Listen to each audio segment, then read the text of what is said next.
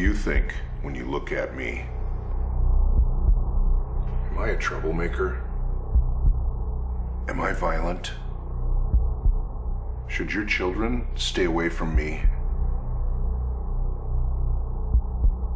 If you make these judgments without knowing me, how can you teach your pupils to not be prejudiced?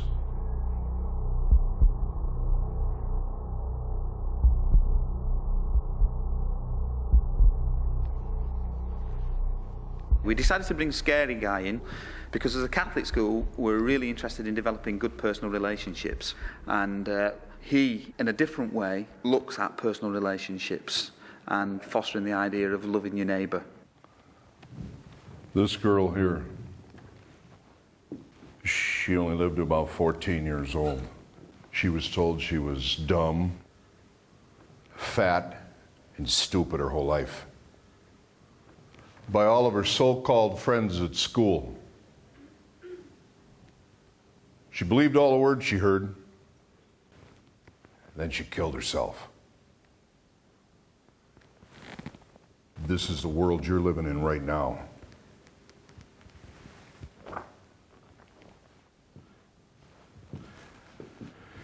The elimination of hate, violence, and prejudice worldwide.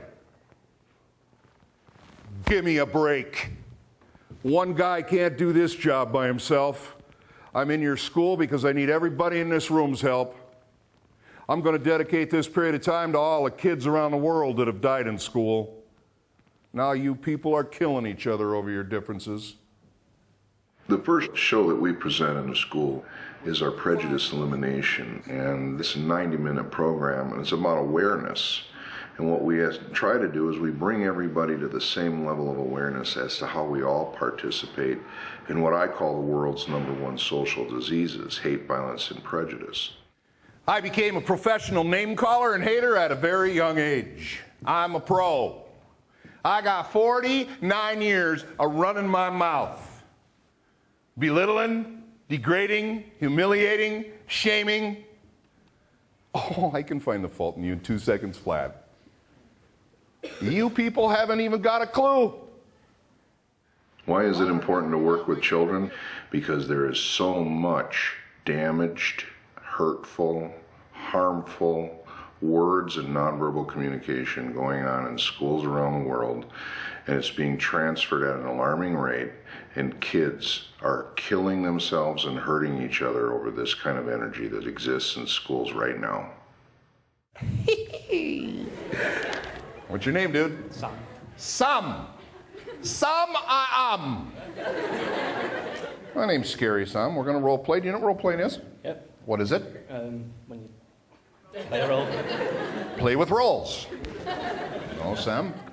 Now, when I was a young person, I'd see somebody go by, didn't know their name, never saw them before, didn't know who they were. Now, people in wheelchairs, you know the ones I'm talking about, they got their hand on the lever on the handle, guy in a wheelchair on by, a little bit of dribble running out of their mouth. I'd see them roll on by, and I go like this.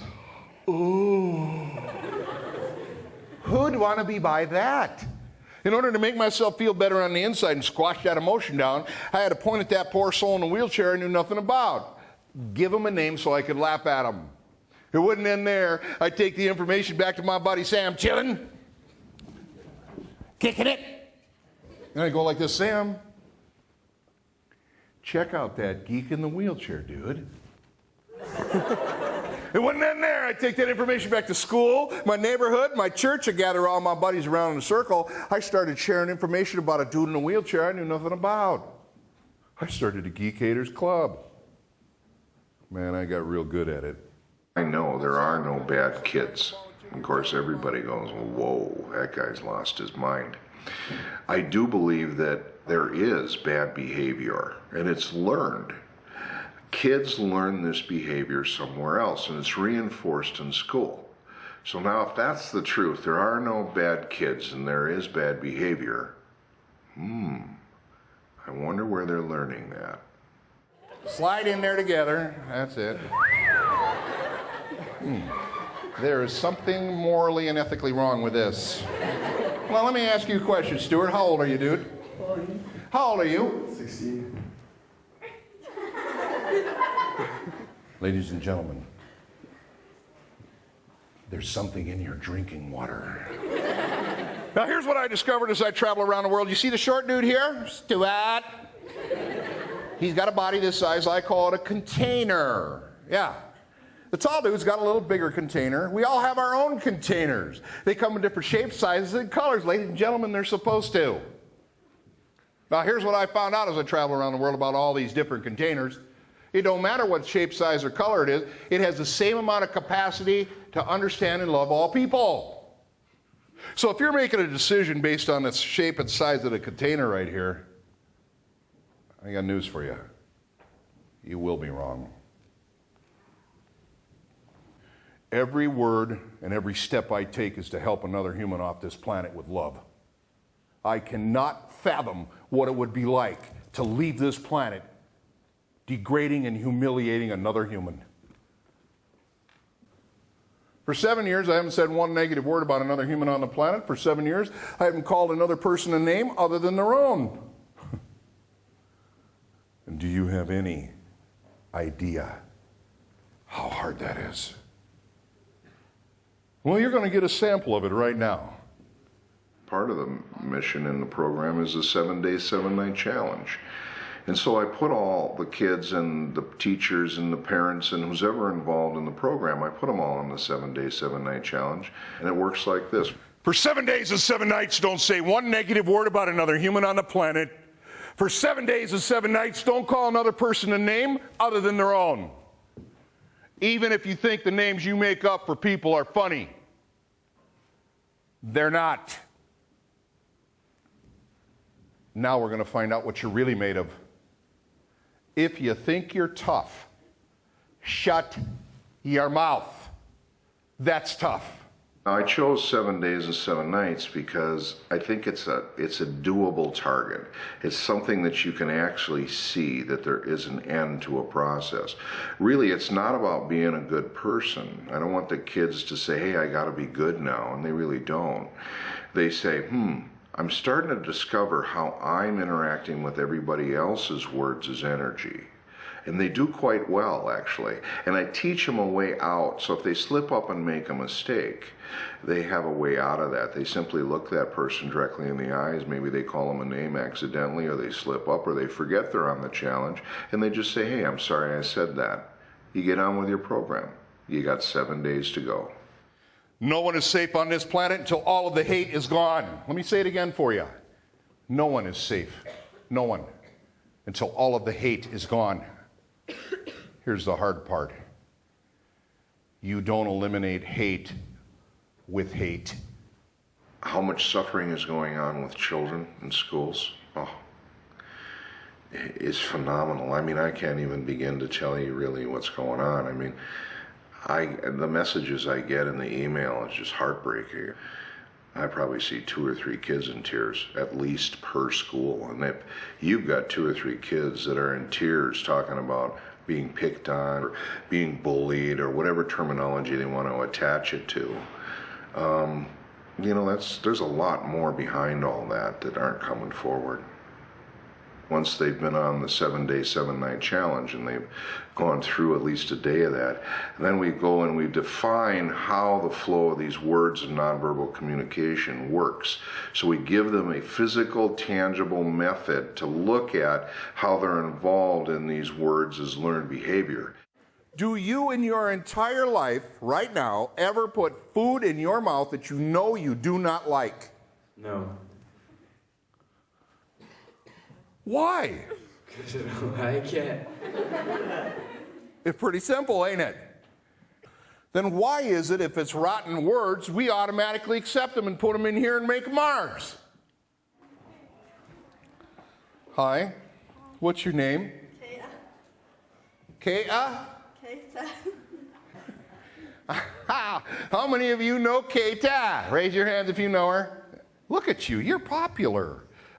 Of those of you that know her, is she quick to temper, gets rid of negative energy out of her storage tank, and it's a small tank, she don't hold on to the energy very long? Or does she have a bigger storage tank and she holds on to the negative energy longer? How many people think she's quick to temper and gets rid of words quickly? We're going to give you a smaller storage tank for words as energy, and we're going to fill up your tank with X's because that equals words. Now look at this. This is really crazy. I got all these words over here. They're all outside my body. They are not my words. They come at my ear, they go in my brain, I process the stuff, I don't know what to do with it because I heard it, so it goes in my storage tank, I learned how to process the energy from home, I call it stress, my tank gets full, I'm sick and tired of the pressure, so I go ahead and give it to somebody else who's got the same process in place. They've been taught a different way, they just have a different tank. Their tank gets full, then all of a sudden they release.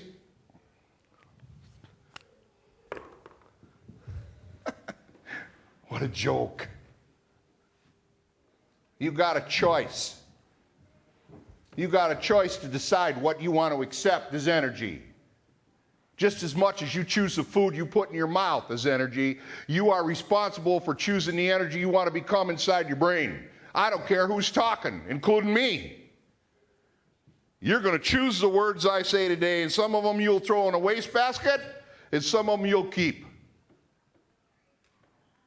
Now, I don't care who's talking and I don't care who they are. You do not have to become their problem or accept their words ever again for the rest of your life.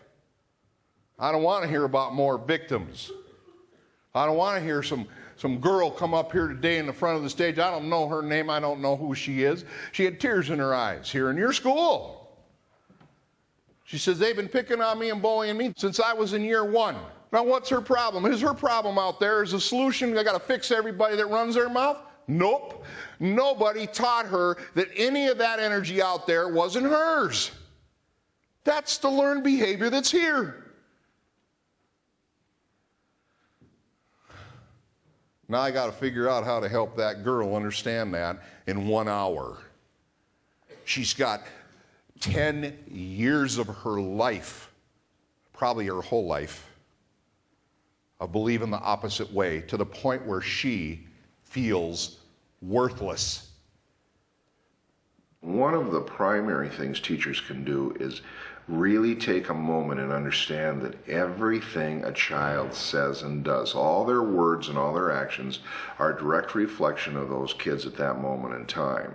So at that moment in time, I think how a teacher could really help a child when you're in the thick of it is to really redirect the energy back to the child with love and compassion rather than beating on them with negative energy to try and gain control over the situation. Little did I know that my entire life would change and that I would come to the realization of who I am as a human, that I would look this way and stand in front of all these people in 7 years and talk about the truth of what's really going on. And it's your job to take this forward. Your job. My first impressions of the scary guy was that he was like a biker, rocker dude. I agree with the message he's trying to deliver, because maybe we don't always think about what we're saying, and it could be quite hurtful. I definitely use hurtful names without realising I'm doing it all the time with my brothers. It just comes out. You don't realise you're hurting them. When you've grown up hearing hurtful names of other people, then you begin to say them yourself. I think the 7-day challenge is going to be quite difficult, but I think if I try it, I might be able to do it. I think people at school will be more friendly towards each other. I think it'll affect people, like prevent bullying. I'll probably respect people a bit more and actually think about what I'm saying. I think I will hopefully try and respect people more and not judge people of what they look like, even though I don't realise that I'm doing it.